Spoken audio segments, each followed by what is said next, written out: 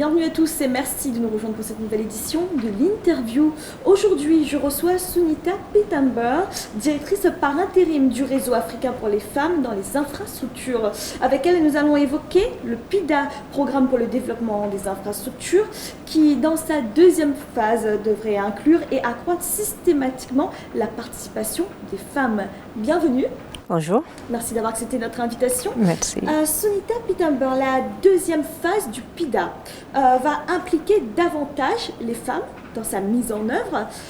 Pourquoi parler du genre, de la politique du genre, sur une question comme les infrastructures? Merci beaucoup pour votre question. Si vous me permettez, je vais parler en anglais. Thank you very much. I think it's very important for us to realize that infrastructure development in Africa is a very important sector. Most economic activities, trade, even social growth, economic growth depends on the availability of infrastructure. Without including the aspect of women's participation or a good idea on what it means for gender sensitization, we will not be able to have a sustainable infrastructure in Africa. Our countries in Africa are investing billions of dollars. So it is important that we make sure that it is going to be sustainable and it is going to be inclusive and that everybody in the country and across the continent can take the benefits of this infrastructure. Le réseau africain pour les femmes dans les infrastructures va travailler avec la Commission de l'Union africaine pour la mise en œuvre du PIDA. Quelles sont vos missions? Thank you. The African Women in Infrastructure Network is being established by the Department of Infrastructure at the African Union, supported by the partners of PIDA, and the main objective is to make sure that the second phase of the PIDA programs is gender responsive.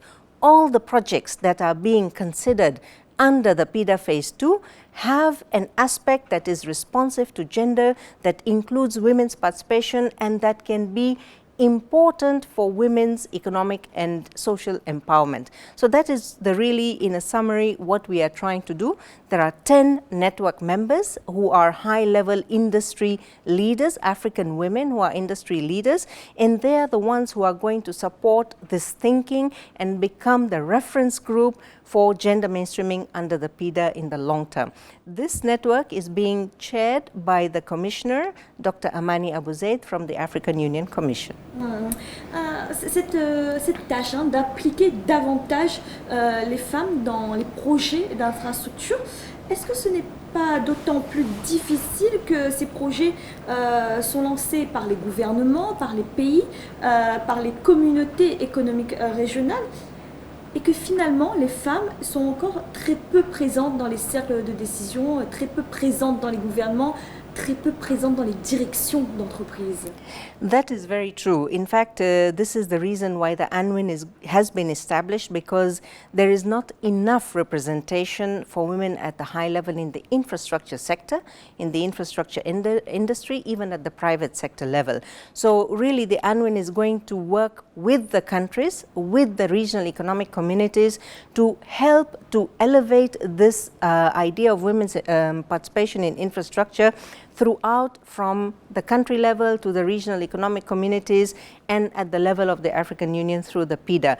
It is going to be important because it is a highly consultative process which builds already on the existing protocols and gender initiatives which are available. So it is not going to create a new platform, but really building to strengthen what we have and build the capacity of the countries to elevate the number of issues we have to deal with. Les femmes sont encore très peu présentes dans ces grands projets d'infrastructure. Quelles sont les raisons qui expliquent cette place marginale des femmes dans les infrastructures? In fact, this is a very important issue that we are trying to deal with. So far, what we know is that most of the infrastructure development really has been developed with a context of regional integration trade, but really the consultation and the inclusion of women's ideas, women's knowledge has not been as much as we need tapped into. It is important to know that women and men's use of infrastructure is different. Their needs are different, whether at the community level, at the urban level. And so we want to make sure that this gap in the knowledge of gender responsive infrastructure is reduced, and that we are able to ensure that it is well informed and in the long term benefiting everybody in the country, making sure that at all levels of the country everybody can take advantage and it meets their needs.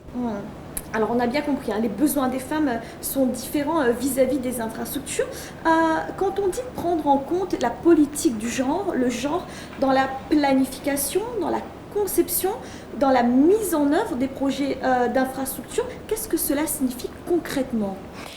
In fact, what we are trying to do is that we have to start to sensitize and make every step of the project cycle as gender responsive as possible. So first of all, when we are trying to look at a certain infrastructure project, we'll try to understand what are the specific unique situation of gender aspects in the country, in the region. We have to inform the project with these specific aspects. What are the needs, what are the positives, the negatives, and how do we provide certain activities which will help to improve and reduce the gaps that we have identified. So it is a very unique process. It's not a recipe that is cut and paste. We actually will be taking into consideration the unique situation of the countries and informing the projects to make sure that they respond to the specific needs and not just a general approach. En incluant donc cette politique du genre, ce genre dans la mise en œuvre du PIDA, on part d'un constat, celui que les hommes et les femmes ne font pas le même usage des infrastructures. Qu'est-ce que cela veut dire? Qu'on sort finalement de la dimension uniquement économique des infrastructures pour intégrer une dimension plus socio-culturelle? Exactly. So in fact, one of the issues that the network has suggested we try to promote is that infrastructure development is really a question of economic growth, and our countries are promoting infrastructure to develop economic growth. Now, if we say that half the population of the country does not benefit or is not able to contribute to the economic growth, really our country is not benefiting. We have today research which shows that if we were able to include women's empowerment in at least 15 countries by 2020, we can improve the per capita income of those 15 countries by almost 12% by 2030. So it makes a big difference if everybody participates, and it's not only a socio-economic aspect, but the cultural aspect is that with economic empowerment we are able to improve services delivery, we are able to reduce migration, we are able to reduce gender-based violence. There are a number of positive implications of including women's participation in infrastructure development. Alors on a parlé de la contribution des femmes au projet d'infrastructure, leur participation au projet, mais dans l'autre sens, est-ce que l'on peut dire que les infrastructures vont contribuer à l'autonomisation des femmes?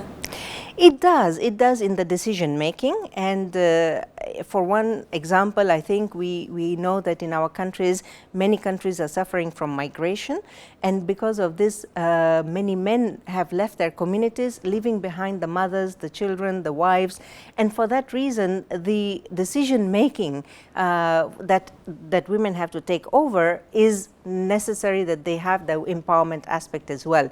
So it does help them to also support the children, our elderly parents who may be staying with us, and other community members whom we support, because we know that women play multiple roles in any community, in any country. So really this kind of participation is going to be helpful, and if it is well done and it is planned in the right way, it can have a very positive sustainable impact in the long run. Alors, pour finir, j'aimerais qu'on aborde, qu'on revienne plutôt sur le réseau même africain pour les femmes dans les infrastructures, dont vous êtes la directrice par intérim. En dehors du PIDA, quelles sont les missions de ce réseau? Really, in the UNWIN network is going to be long term. So in the short term, we were working with the PIDA PAP2 to help to inform all the design aspects. But in the long run, this group of UNWIN network, they will work with the countries to help them to develop gender responsive policies in the infrastructure sector, financing mechanism, even financing instruments, because policy dialogue with the projects, with the capacity building that we need is going to be a holistic approach. So it is not only short term, but in the long term, these industry leaders will be able to help all the countries, private sector investors, as well as communities, the youth as well, to the extent possible with advice, with capacity building, and the network will be supported by the African Union Commission. Sunita Pitamber, vous êtes la directrice par intérim du réseau africain pour les femmes dans les infrastructures. Merci d'avoir répondu à nos questions. Merci beaucoup à vous aussi. Et merci à vous de nous avoir suivis. N'oubliez pas, vous pouvez retrouver cette émission et tous nos autres programmes sur www.africa24tv.com et à bientôt pour un nouveau rendez-vous de l'interview.